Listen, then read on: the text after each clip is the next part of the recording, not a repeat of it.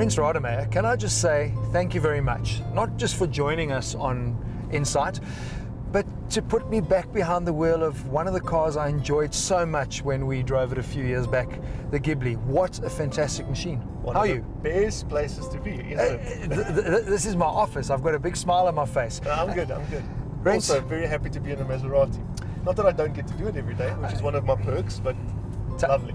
Tough job. I mean, listen. Never a dull moment. There was no doubt Rens Rademeyer was going to be involved in the motoring industry. I mean, with your dad, was there anything else you could have done? Yeah, it was very hard. I tried very hard, but I got dragged back into the motor industry, kicking and screaming. But from a young age, my father was a motorman. We grew up in this. I tried. I'm actually formally educated as a hotelier. Oh wow! So hospitality. So that's where the luxury brand knowledge comes from. So looking after customers as far as luxury automotive experience and luxury hotel industry, it's very similar. It's actually interesting because it doesn't take a rocket scientist to join the dots there. You understand the motoring industry, you're passionate about it, but to have that bespoke managing a person's expectations and experiences is key. These are all the brands that you've worked for. Think Bentley, Aston Martin. We're going to mention them. Okay. And now you're sitting with Maserati. So you come to this brand with a vast amount of experience in the industry. What we sell are experiences. This is a passionate brand. All these brands are passionate. And Maserati more than most.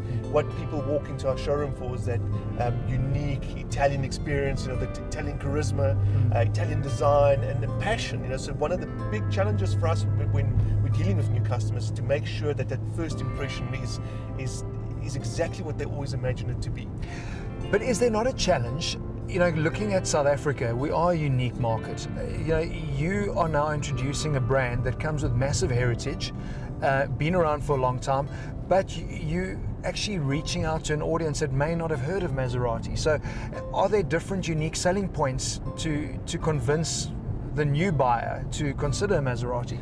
I think the new buyer's trigger points are very different to what it was even in the last 100 years. Maserati is a brand that's 104 years old now. Amazing, eh? And we've been, in one way or the other, we've been on this continent, in those 104 years. Just recently, our product line has become so much more diverse, I suppose. Yes, and attainable to much more customers. On regular guys that are out there that have never really considered us because we're on such a high pedestal. I hate to use that word, but Maserati is exotic, and we now in that point where we're educating customers to say, look, it's actually more attainable than you think. We're building cars for real people, for everyday purposes. It's tricky though, because the exotic thing, I know you say you don't like it, but there is an expectation, like you spoke about earlier, that comes with owning a Maserati, but it can't be seen as a value proposition, even though actually it is. When you start pricing it up against its competitors, there is a lot of heritage, uniqueness that you're getting, and a soundtrack. Can we just talk about the soundtrack quickly? What are the two most important things about a Maserati? But that is, I suppose, that is the unique selling point. It doesn't matter if a person's never heard of Maserati before. That uniqueness, it stands out. It doesn't look like any other car on the road. But then that soundtrack, the guy's going to go flipping mad for that. Well, 8 out of 10 people, when you ask them, they're going to tell you what's the best sounding car on the planet. They're going to say Maserati. Man. Even our diesel sounds awesome. Well, that's... So, okay, let's chat now. You've got this showroom that now has some really exciting products. You've got the purist cars that have been around for a really long time, that appeal to the performance-orientated consumer. You've obviously now gone into the SUV market. If you're not playing in that market, you're in trouble. You're there with Levant. You've got Ghibli. Which is the one that Rens would pick? What is the car that you would say, right, if I'm in the market for Maserati, this is what I'm going to buy? I'm a family man, so if I walked onto that showroom floor as a consumer today, the first car I'd gravitate to is the Levante, and probably the diesel because of its economy. It go anywhere. It gives you 1,000 kilometers range in a tank. It's priced very competitively. It's a good car. It's a new market out there, and we have new people coming into Maserati. People are now considering it, and we also have to be geared to look after the new consumer that's coming in. We're a very representative brand of the economy in South Africa and the population. So it appeals to everybody. We have the traditionalist that loves that naturally aspirated V8 engine that's in the Gran Turismo, Gran Cabrio. Amazing cars. It's a halo car for us, and that passion that you get from those cars filters down into all our other products. So whether you're looking at a Quattroporte, it's a big executive four-door saloon, or the Ghibli, which is a sports saloon for everyday use, and the Levante. It's all there, but what you get is that pure Maserati feeling. Rens, you were saying to me earlier just how well things have actually been going the last few years with Maserati in terms of sales. I think you said you up like selling 3 times more. You wouldn't be, nothing's wrong with you if you're seeing more Maseratis on the road these days than you've ever had before in South Africa.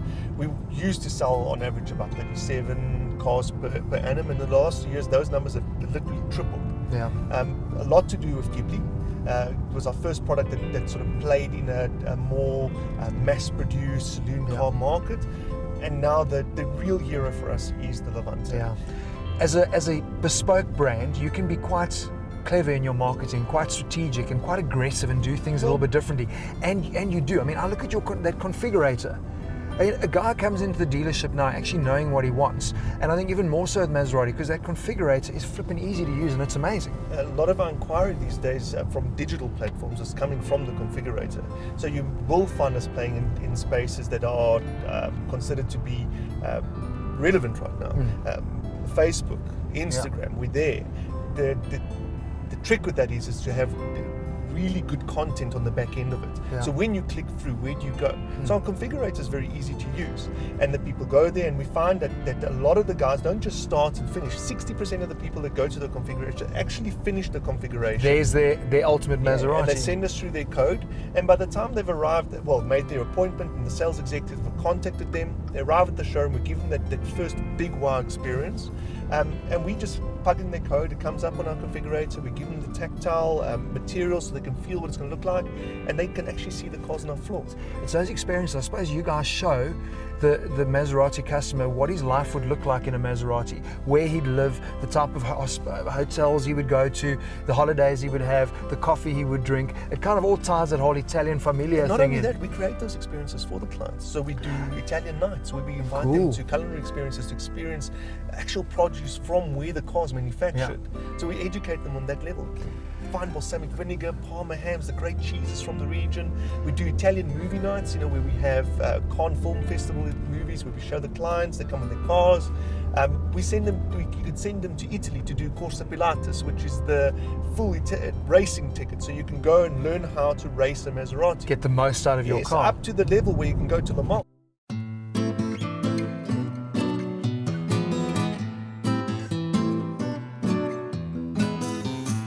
Rens, it's a stressful environment that you're in. I mean, our market is a tough market, and is there something that Rens does to kind of say, right, end of the day, I need to clear my head? What's your escape from reality? So that's where my Levante plays into the forum here, because I love spending time in the country. Every second weekend we're out in the sticks. If we're not looking game, I'm on my mountain bike, I'm cycling, I'm doing the Sony to see this weekend. Oh, in the Levante, you're going there? We're going there with the Levante. You see, that's cool. I mean, nobody would have thought they would see a Maserati at the top of Sani Pass. It happens. I get pictures from my clients these days from Namibia. They're sending me pictures where they're in Saucer's flag. The car is really capable. The Levante, it is very unique in certain aspects where, as far as dynamics are concerned, it's not out of place on a racetrack. Very dynamic car. That's that heritage. We don't crow about it. It is every bit as good as our competition off-road. It can go anywhere, and robustly so. But that's cool, because I mean, I know you guys are also quite clever in terms of where you put your brand. So you're not going into your mainstream associations from a sport perspective, but getting involved in cycling, the sailing side of things. I mean, that's giving you cycle time and engaging with your potential customers in the best possible way, in the real world, not a hard sell in a showroom. Well, it's the magic that you have to try and achieve in life, is to make sure that what you do for a living plays into your passion.